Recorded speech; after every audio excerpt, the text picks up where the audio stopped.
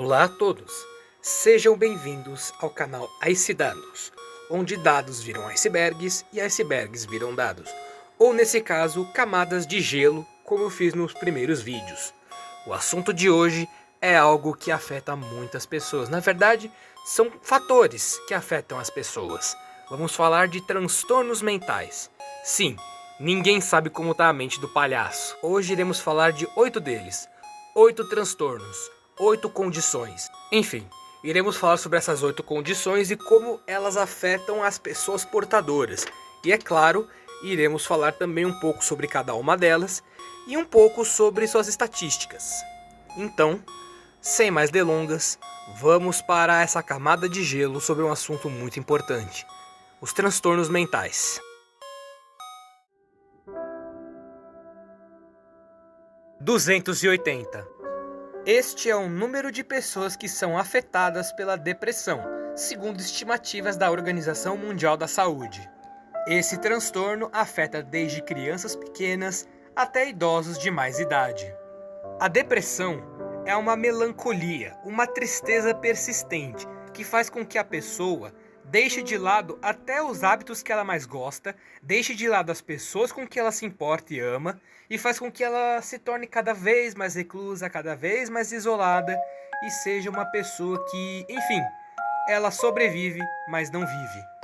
Sendo que esta condição não afeta somente ao paciente, mas também afeta todas as pessoas do círculo social dela, desde família, amigos e até conhecidos, porque sabem que a pessoa não passa por um bom período, e a depressão é uma coisa séria.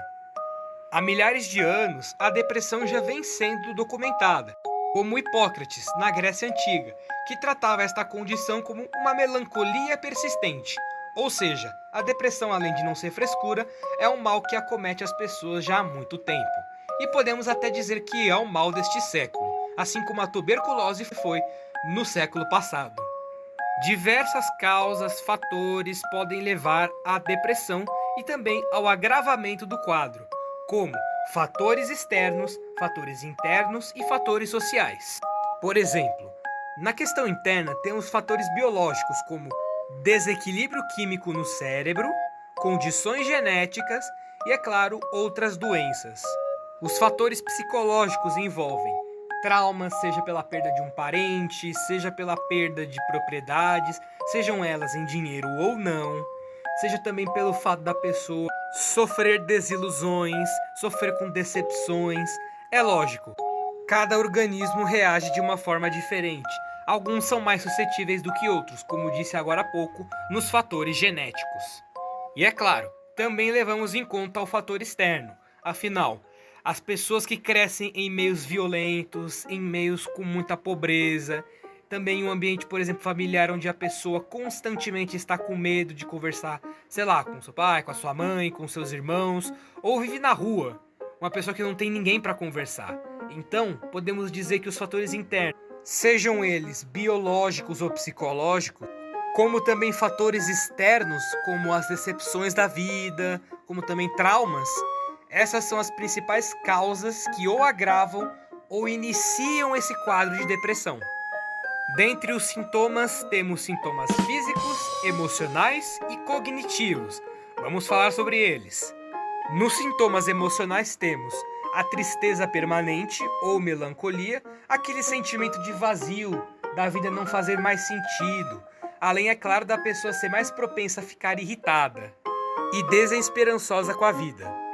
Nos fatores corporais ou físicos, temos, por exemplo, algumas pessoas podem ter hábitos alimentares totalmente alterados, passando a comer muito ou não comer quase nada. E é claro, a pessoa também pode se sentir mais cansada do que o comum e também pode sentir aquela sensação de fadiga. E também, é claro, isso também leva a pessoa a ter dores corporais inexplicáveis. Muitas das vezes a gente não consegue explicar isso direito, mas quem tem depressão atesta que isso acontece. E por último temos os sintomas cognitivos. Pessoas que passam pela depressão têm dificuldade de se concentrar em fazer alguma coisa, ficam dispersas, e a parte da tomada de decisão fica severamente afetada, além dessas pessoas contemplarem virar camisa de saudade. Pois é, Mesmo as pessoas que um dia já foram as mais alegres, as mais brincalhonas, as mais divertidas, quando passam por essa fase difícil, às vezes esse tipo de pensamento vem à tona.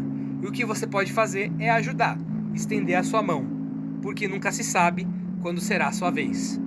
E quando ela chegar, se chegar, você gostaria de ser ajudado, não é verdade? Então tenhamos empatia pelo próximo, principalmente se ele estiver sofrendo. Ele ou ela, me refiro a ele como ser humano. 301. Essa é a estimativa da Organização Mundial da Saúde do número de pessoas que sofrem com ansiedade. Eu estou incluído nesses números e é uma bela porcaria sofrer com ansiedade. Este é um dos transtornos mais comuns que se tem no mundo atual. Pessoas de qualquer idade podem sofrer com ansiedade. E é claro, nem sempre ela vem acompanhada de depressão, mas algumas vezes vem. Bom, falando sobre a ansiedade em si, ela é um sentimento humano de se precaver a situações perigosas, de antever riscos. E é uma reação natural a situações estressantes. Porém, em excesso, isso pode se tornar um problema. No caso, quando ela se torna excessiva, persistente e indiscriminada. Aí a pessoa vira refém da própria ansiedade. Assim como a depressão, ela é uma condição que já vem sendo debatida e estudada há muito tempo. Mas infelizmente, ainda temos pessoas que afirmam que a depressão e a ansiedade são frescuras. Mas o que esperar do ser humano, né? Tem gente que até hoje acredita que a Terra é plana. Então não me surpreende esse nível de ignorância. Estranhamente, as causas são muito parecidas em relação à depressão. No caso, é muito parecido mesmo. Se você for puxar a parte das causas, dos gatilhos e de tudo mais, verá que há uma semelhança muito forte entre os dois quadros, porém que levam para duas situações diferentes. Enquanto uma tem-se uma tristeza, melancolia profunda e persistente, no outro é uma preocupação inquietante e persistente também.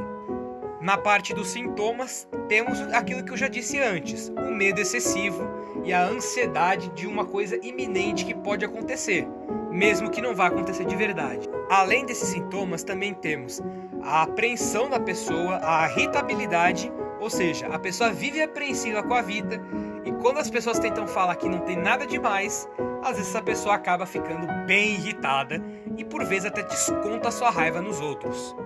Alguns dos sintomas envolvem palpitações cardíacas fortes, dor de cabeça, tontura, sudorese e raiva exacerbada. E na parte dos sintomas cognitivos, temos além do pensamento acelerado, temos o fato que a pessoa sofre por antecipação e, é claro, o medo constante. 45. Este é o número de pessoas que, segundo a OMS em sua estimativa, sofrem com transtorno bipolar. Este que é caracterizado por mudanças bruscas e extremas de humor. É daí que surge a expressão 8 ou 80. Ou a pessoa está muito para baixo ou muito para cima. Que aí a gente diz que esses episódios ou são de mania ou são de raiva. Ou até mesmo de depressão. Percebe como há um fator que liga uma coisa a outra? Não necessariamente você tendo a depressão, você não pode ter outras coisas. Muitas das vezes, a pessoa tem mais de um transtorno. E é por isso que não se deve generalizar. Cada caso é um caso, cada pessoa tem sua história. E é claro, o transtorno bipolar não se resume apenas a essa descrição. Ele tem tipos. Tem o tipo 1, tipo 2 e ciclotimia.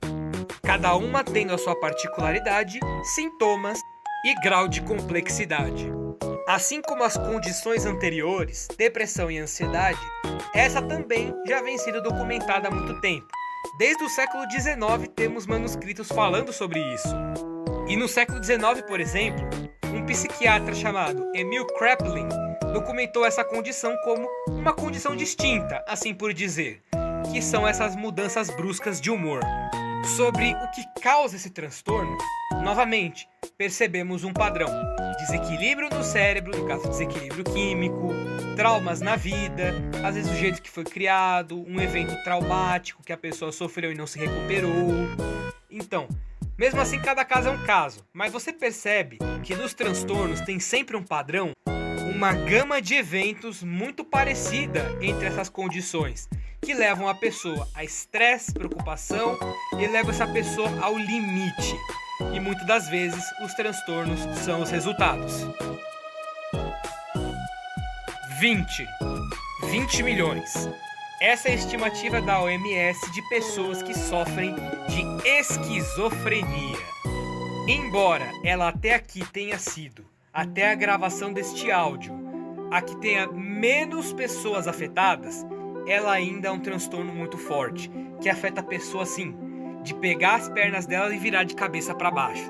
Ela é uma condição mental grave que afeta a maneira da pessoa de sentir o seu ambiente ao redor, de pensar e também de se comportar de forma clara e concisa. E novamente, olhemos o padrão para que podemos ver as causas das pessoas adquirirem tal comportamento, o ambiente em que essa pessoa está inserida e, é claro, também genética.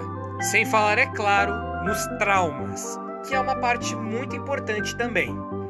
Entre os sintomas, a gente tem a parte dos delírios, dos pensamentos desorganizados, das alucinações, da retração social, da perda de motivação e de interesse nas coisas que geralmente essa pessoa fazia, e emoções confusas e embotadas. Ao contrário da ansiedade, a esquizofrenia se caracteriza também pelo pensamento lento, ou seja, a pessoa demora para formular o pensamento. A pessoa também sofre com problemas para se concentrar e problemas de memória. Uma pessoa famosa que teve esquizofrenia foi John Nash, um matemático que venceu o prêmio Nobel, e ele foi retratado na obra Uma Mente Brilhante.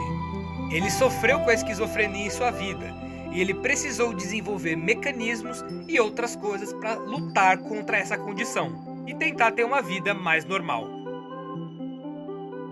60. Este número, segundo a OMS, na verdade 60 milhões, retrata o número da estimativa para pessoas que sofrem com TOC, ou transtorno obsessivo compulsivo.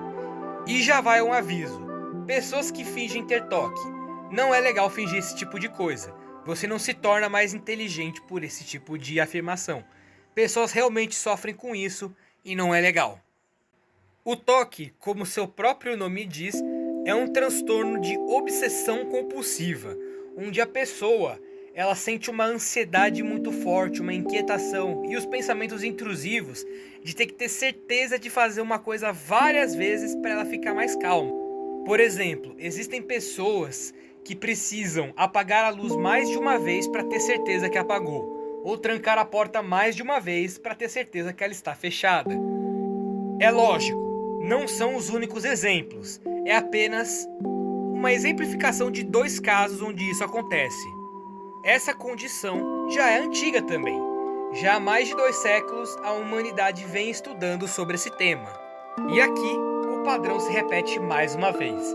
Desde fatores genéticos, a fatores de ambiente, até mesmo fatores psicológicos ou biológicos podem levar a pessoa a desenvolver o TOC. Lembra que mencionei de 2 condições antes? Aqui vão mais algumas outras. Existem pessoas que têm uma compulsão muito forte por higiene, e essas pessoas podem tomar vários banhos por dia, lavam a mão várias vezes, do tipo, não 1 ou 2 vezes, mas 5, 6, 7, 8, 9, 10 vezes. Porque a pessoa fala, eu preciso estar limpo a todo custo. Germes na minha mão, eu preciso limpar isso agora. E a pessoa fica obcecada em manter a mão limpa e percebe que isso não é saudável. E por muitas das vezes a pessoa vai até matar bactérias benéficas ao fazer isso. Vai machucar o seu corpo, vai machucar a sua alma. E é claro, ficar fazendo a mesma coisa várias vezes vai tomar muito do seu tempo. Mas adivinhem, também não se limita a isso. Às vezes as pessoas com TOC também são extremamente metódicas. Como por exemplo, ter um horário fixo para fazer cada coisa do dia. Do fato da pessoa ter que ter um controle absoluto da sua rotina. Por exemplo, eu preciso usar o banheiro nesse horário. Eu preciso fazer coisa nesse horário e não tem desculpa para não fazer. eu preciso bater 3 vezes na porta para poder a pessoa vir e me atender. Isso lembrou de um certo personagem? 70. Essa é a estimativa da Organização Mundial da Saúde da quantidade de pessoas que sofrem com o transtorno de estresse pós-traumático, ou PTSD, se você fala inglês. Esta é uma condição que acomete várias pessoas após um evento muito traumático e que marcou essa pessoa negativamente.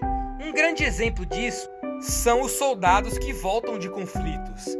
No caso, a gente tem os exemplos da Primeira e Segunda Guerra Mundial, onde, por exemplo, após o combate, alguns soldados, ao ouvirem falar da guerra, ao ouvirem sons de tiros, ao ouvir uma pessoa agonizando, pode lembrar, ter gatilhos daqueles momentos ruins que ela vivenciou e sofrer medo, mas muito medo.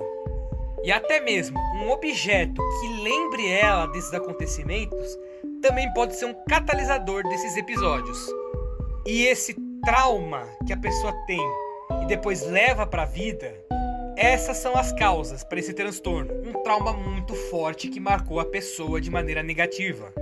Lógico, fatores genéticos ou ambientais e psicológicos podem contribuir para acentuar ou atenuar esse quadro, mas primordialmente são eventos traumáticos que causam essa condição. Mas isso não se limita a conflitos. Também pode acometer pessoas que nada têm a ver com guerra. Por exemplo, mulheres que sofreram violência doméstica e não conseguem confiar em outra pessoa, crianças que sofreram abuso infantil e vivem com medo. E além disso, se a pessoa tiver pouco ou nenhum apoio de terceiros, essa condição pode se agravar ainda mais. Nessa condição temos vários sintomas, como os flashbacks, as memórias daquele evento traumático. E, por exemplo, esses flashbacks podem acontecer durante o dia ou, por exemplo, durante o sono, que vem acompanhados daquele fato de você acorda daquele pesadelo, fica suando frio, você fica com medo daquilo se repetir de novo, e você está acordado e você mesmo assim sente medo, porque esses pesadelos são pesadelos baseados em fatos reais. Não é algo, por exemplo, você está caindo de um prédio mesmo que nunca caiu de um prédio. É de um trauma passado que você teve. E é por isso que as pessoas sentem tanto medo dessas lembranças. Além, é claro, das pessoas quererem evitar objetos, lugares, pessoas que lembrem dela daquela situação. As pessoas também ficam muito mais irritadas, tristes. Pessoas assim, ou lembram muito bem do evento, ou lembram bem pouco do evento, mas tendo memórias chaves o suficiente para ficar assustadas.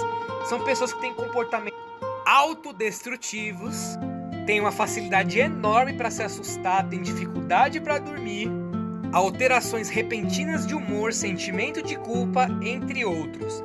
São vários sintomas, óbvio, não é um padrão 100% garantido. Existem pessoas que vão ter todos ou uma parte. Como eu disse, cada caso é um caso. 39. Essa é a estimativa do número de pessoas que sofrem com o TDAH, transtorno de déficit de atenção com hiperatividade. Essa é uma condição mais presente nas crianças, mas que adultos também podem ter. Este é um transtorno que aparece no neurodesenvolvimento de crianças, que podem acarretar nelas ficando impulsivas e hiperativas, como o próprio nome diz.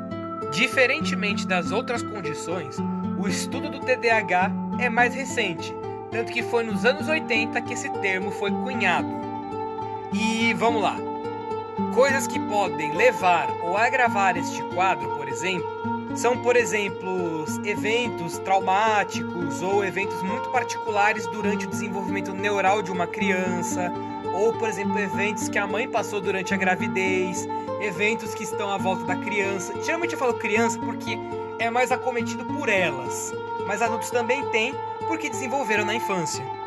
Dentre os sintomas dessa condição, por exemplo, temos a falta de concentração, não porque a pessoa não quer se concentrar, mas é porque é difícil mesmo. A hiperatividade, a pessoa não consegue parar quieta no lugar.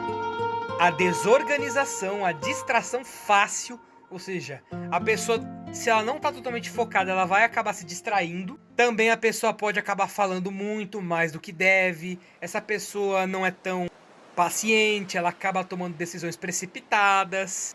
E bom, essa condição, assim como todas as outras, não tem classe social que ajude a pessoa a escapar. 68. Esta é a estimativa de pessoas que sofrem com a bulimia. E não, nada tem a ver com o bullying. Inclusive, o nome completo é bulimia nervosa. É um transtorno que é mais comum das pessoas de adquirirem ele durante a pré-adolescência e adolescência, mas não é uma exclusividade. A bulimia nervosa, no caso, ela se trata de uma compulsão alimentar, quando a pessoa ingere, por exemplo, muito alimento, muita coisa em pouquíssimo tempo. E aí acaba dando aquela sensação de descontrole, tipo, a pessoa come compulsivamente. E o pior de tudo não é nem pelo fato da pessoa comer muito, é o que essa pessoa pode tentar fazer para compensar.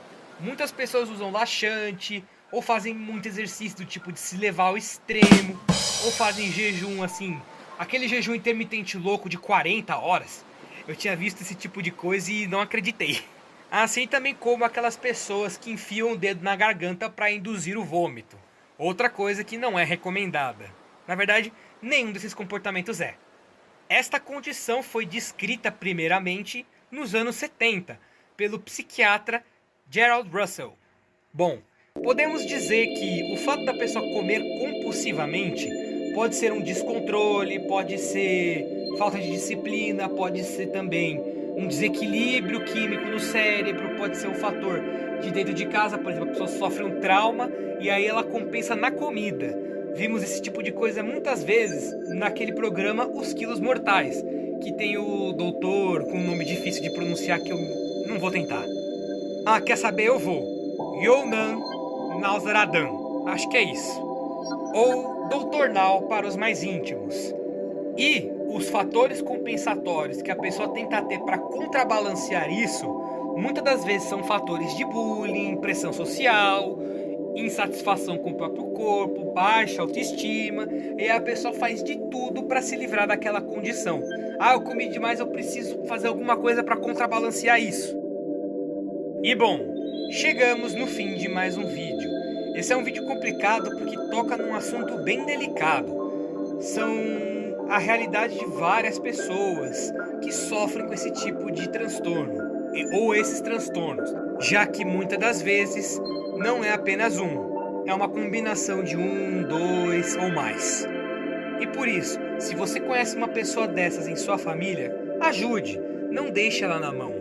E é claro, veja se ela quer ajuda, porque infelizmente tem pessoas que não querem ser ajudadas. E é aquilo, né? Faça o que puder e não se culpe se não conseguir. Até porque o ser humano é imprevisível. Enfim, espero que tenham gostado do vídeo. Deixem seu like se você gostou, se inscrevam para ver os próximos vídeos e eu vejo vocês em outras oportunidades.